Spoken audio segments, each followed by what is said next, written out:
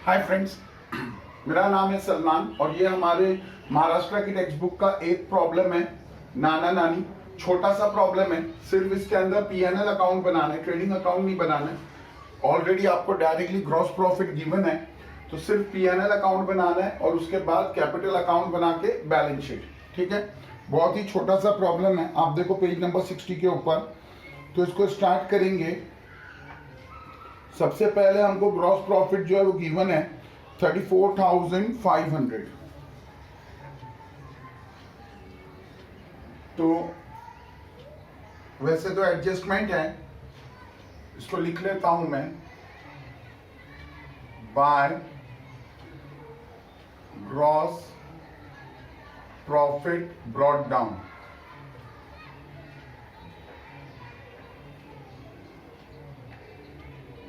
$34,500। ठीक है। अब इसका आप लोग जानते हैं कि इसका पहला इफेक्ट जो है वो ट्रेडिंग अकाउंट में आता है। ठीक है, तो इसका कोई सेकंड इफेक्ट देने की यहां पर जरूरत नहीं है। ये एक ही इफेक्ट आएगा ग्रॉस प्रॉफिट का, क्योंकि हमने ट्रेडिंग अकाउंट नहीं बनाया। अब आगे देखो, इंश्योरेंस पेड 15 मंथ का है, डेप्रिसिएशन लैंड एंड बिल्डिंग है, फर्नीचर है, राइट ऑफ करना है, बैड डेथ और आरडीडी निकालना है, और क्लोजिंग स्टॉक इज वैल्यू 34,500। अब अगेन क्लोजिंग स्टॉक का एक इफेक्ट ट्रेडिंग में आता है, ट्रेडिंग अकाउंट बनाने को नहीं कहा है इस प्रॉब्लम में, तो ट्रेडिंग अकाउंट का इफेक्ट नहीं डालेंगे, डायरेक्ट इसका इफेक्ट दे देंगे यहां पर असेट्स में। Closing stock 34,500। ठीक है, तो दो एडजस्टमेंट हो गए। इन दोनों का एक एक इफेक्ट जो था वो ट्रेडिंग में जाता था, बट ट्रेडिंग अकाउंट है नहीं, तो ग्रॉस प्रॉफिट डायरेक्ट ले लिया 34,500 और क्लोजिंग स्टॉक भी डायरेक्टली हमने असेट्स में डाल दिया 34,500, क्योंकि पहला इफेक्ट ट्रेडिंग का डालना ही नहीं है। अब इंश्योरेंस 15 मंथ्स का पेमेंट किया है पिछले साल 1 अप्रैल को, यानी 12 महीने तो हमने उसको यूज कर लिया। इंश्योरेंस के 15,000 का पेमेंट है, तो यहां पीएनएल का एक्सपेंस होता है 2 इंश्योरेंस। 15,000 का पेमेंट जो है वो दिया हुआ है हमारे ट्रायल बैलेंस में, लेकिन वहां पर बोला है कि 15 महीने के 15,000 भरे गए हैं, और क्योंकि हमने 1 अप्रैल से 31 मार्च तक यूज किया है इंश्योरेंस, मतलब हमने 12 महीने पूरा यूज किया है, तो हमारा अभी जो खर्च हुआ है इस साल का वो 12,000 हुआ है, और 3,000 इंश्योरेंस जो है वो अभी भी प्रीपेड है। तो प्रीपेड को लेस कर देते हैं। फिर एक बार रिपीट कर देता हूं, इंश्योरेंस का एक्सपेंस दिया हुआ है 15,000 ट्रायल बैलेंस में, एडजस्टमेंट में बोल रहा है कि 15,000 15 मंथ का है, तो ऑब्वियसली अगर 15 मंथ का 15,000 है तो एक महीने का 1,000 हो जाता है। अब देखो आप कि वो इंश्योरेंस हमने लिया कब है, तो इंश्योरेंस हमने लिया है 1 अप्रैल 2018 को, तो 1 अप्रैल 2018 से 31 मार्च 2019 तक 12 महीने होते हैं, तो हमने 12 महीने यूज किया इंश्योरेंस, मतलब हमने 12,000 का इंश्योरेंस यूज कर लिया। हमारे ये साल का एक्सपेंस, इंश्योरेंस का एक्सपेंस 12,000 है, तो 3,000 ही हमारा प्रीपेड रह गया। तो प्रीपेड का सेकंड इफेक्ट आता है असेट्स में। Prepaid insurance 3,000। नेक्स्ट एडजस्टमेंट देखिए, डेप्रिशिएट करने बोला land and building 10%। Land and building की वैल्यू दी है 50,000। ऐसा ही एक एडजस्टमेंट हमने पहले भी किया है। ठीक है, 50,000 लैंड एंड बिल्डिंग बोल रहा है, बट उसके नीचे दिया हुआ है additions of ₹20,000 with effect from 1 July 2018। तो यहां पर आज मेरे पास जगह है, आराम से हम लोग इसको बना सकते हैं। तो लैंड एंड बिल्डिंग इसका अमाउंट दिया हुआ है ट्रायल बैलेंस में 50,000। 50,000 में दो अमाउंट है, एक है न्यू और एक है ओल्ड। अगर 50,000 में वो बोल रहे हैं कि 20,000 यही साल स्पेंड किया है in the middle of the year, इसका मतलब है कि 30,000 जो है वो पुराना है, तो 30,000 के ऊपर 10% डेप्रिसिएशन लगेगा, तो ये हो जाएगा 3,000। सॉरी, इसका कैलकुलेशन सिंपल है, लेकिन ये जो न्यू है इसका कैलकुलेशन थोड़ा सा डिफरेंट है। इसका करना पड़ेगा 20,000 मल्टीप्लाई बाय 10% मल्टीप्लाई बाय 9/12। अब 10% तक तो सही है, ये 9/12 कहां से आया? तो आप देखो 1 जुलाई 2018 को हमने लैंड एंड बिल्डिंग नया वाला एक्वायर किया है। दैट मीन्स इस लैंड एंड बिल्डिंग को हमने सिर्फ 9 महीने यूज किया है, तो जब हमने 9 महीने यूज किया है तो हम इसको 9/12 लेंगे। ठीक है, तो 0 0 0 0 कट, 3 3 जा 3, 4 जा 4, 1 जा 4, 5 जा 1 2, तो 500, 3 जा 1500। इसका डेप्रिसिएशन हुआ 1500, इसका डेप्रिसिएशन हुआ 3000, मतलब टोटल डेप्रिसिएशन जो हमको मिल रहा है वो है 4500। तो यहां लिख देते हैं 2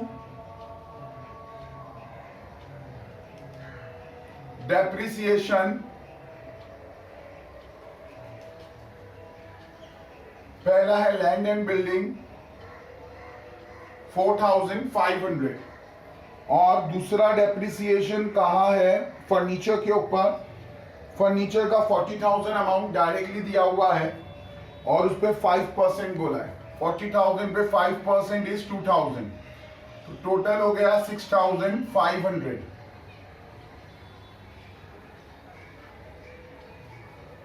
इनका यहां पर ले लेते हैं। सेकेंड इफेक्ट हमने पहले ले लिया, फर्स्ट इफेक्ट भी ले लेते हैं। Land and building less depreciation at the rate 10%। दूसरा है furniture account less depreciation at the rate 5%। Furniture का डेप्रिसिएशन है 2,000, लैंड एंड बिल्डिंग का डेप्रिसिएशन है 4,500। जबकि लैंड एंड बिल्डिंग का अमाउंट है 50,000, तो ये अमाउंट बचा 45,500, और फर्नीचर का अमाउंट है 40,000, तो ये बचा 38,000। तो ये वाला एडजस्टमेंट भी पूरा हुआ। ये फर्स्ट इफेक्ट है, डेप्रिसिएशन निकाला 4,500। यहां पर हमने कैलकुलेशन भी बताया कैसे कैलकुलेट किया है, और उसके बाद जो है दूसरा फर्नीचर का डेप्रिसिएशन निकाला 2,000। दोनों का सेकंड इफेक्ट जो है वो P&L में दे दिया। फिर बैड डेट और RDD, तो सैंड्री डेटर्स, इसमें से पहले लेस किया जाता है हमेशा बैड डेट्स। 1,000 गिवन है, और फिर इसमें से फर्दर लेस किया जाता है RDD न्यू। ओके, तो सैंड्री डेटर्स का अमाउंट गिवन है ट्रायल बैलेंस में 26,000। 26,000 में से 1,000 गया तो बचा 25,000, और RDD कहाँ है? 5%, तो 25,000 का 5% होता है 1,250। तो फाइनल अमाउंट हमारे पास बचा 23,750। ये हो गए सारे फर्स्ट इफेक्ट्स डेटर्स के एडजस्टमेंट के। अब देखो यहाँ पर ना ही बेड डेथ है ना ही आरडीडी है, तो इन दोनों को ही यहाँ पर लिख देंगे। तो ये हो जाएगा 2 बेड डेथ्स न्यू 1000, इसमें ऐड कर देंगे आरडीडी न्यू 1250, ये हो जाएगा 2250। इसी के साथ हमारे सारे एडजस्टमेंट फिनिश हो गए, हार्डली कुछ बचा है इस प्रॉब्लम में। इंश्योरेंस हो गया, लैंड एंड बिल्डिंग हो गया, सैलरीज 5000 गिवन है, 2 सैलरीज 5000, एक्सपोर्ट ड्यूटी दिया है 2500, 2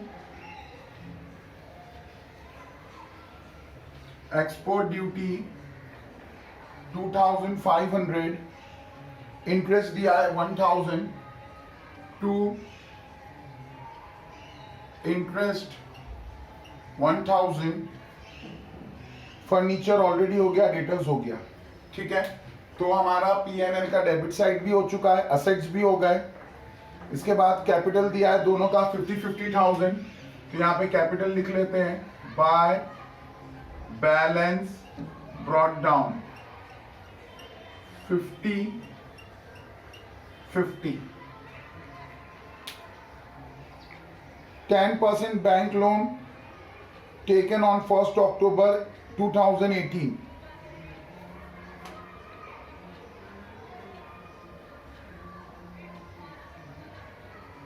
10% बैंक लोन, लाइबिलिटीज है 30,000 लिया है। कौन सी तारीख में लिया है? 1st October 2018 को। तो इसमें ऐड कर देंगे इंटरेस्ट, इसका भी कैलकुलेशन कर सकते हैं हम लोग। 30,000 मल्टीप्लाई बाय 10% मल्टीप्लाई बाय 6/12, ठीक है। 30,000 लिया, 10% उस पर इंटरेस्ट है और 6 महीने ही हुए हैं लेकर, तो 6 महीने का कैलकुलेट करेंगे। 6 1 जा 6 2 जा, और 3000 divide by 2 is nothing but 1500। तो इंटरेस्ट मिल गया हमको 1500। अभी देखो ऑलरेडी हमारे पास 1000 का इंटरेस्ट है, तो इसी 1000 में हम लोग ऐड कर देंगे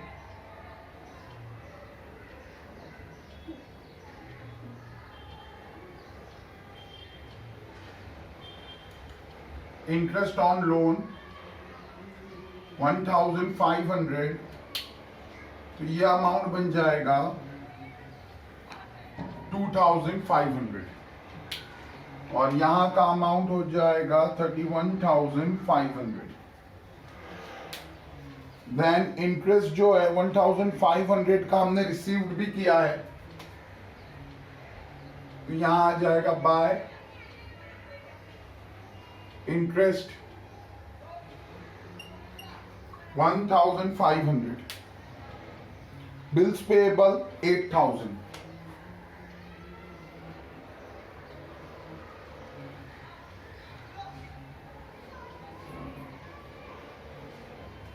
ओके, तो ये हो गया टोटल। अब इसके साथ ये पूरा प्रॉब्लम हो चुका है, अब इसको टैली करते हैं। 34,500, 35, 36, टोटल हो गया 36,000। इसमें से 1,000, 1,500, 1,750 एंड 250, तो ये हो गया 2,000। तो 0 2 carry up, 12 and 2 14, 14 and 6 20, 22, 27, 29, 31, 31 and 5 is 36. तो 5250 का नेट प्रॉफिट हुआ। 2 पार्टनर्स कैपिटल अकाउंट, एक है नाना, एक है नानीज अकाउंट। दोनों इक्वल पार्टनर ही दिख रहे हैं, कुछ इनके रेशियो के बारे में भी इक्वली बोल रहा है, P&L इक्वल। तो ये हो जाएगा 2625। ओके, आधा आधा कर दिया, दोनों का रेशियो इक्वल है। सेकेंड इफेक्ट इसका आ जाएगा पार्टनर्स कैपिटल अकाउंट में बाय P&L अकाउंट। चाहिए तो लिख दो ब्रैकेट के अंदर नेट प्रॉफिट। इस दोनों को मिल गया 2625। टोटल भी दोनों का सेम ही आएगा 52,625।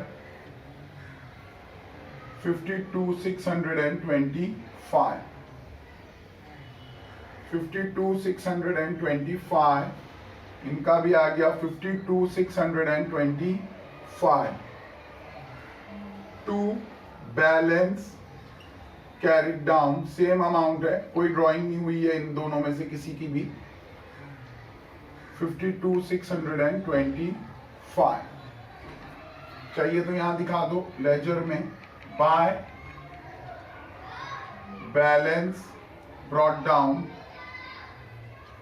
52,625, 52,625। नीचे उतार लेंगे इसको कैपिटल अकाउंट में।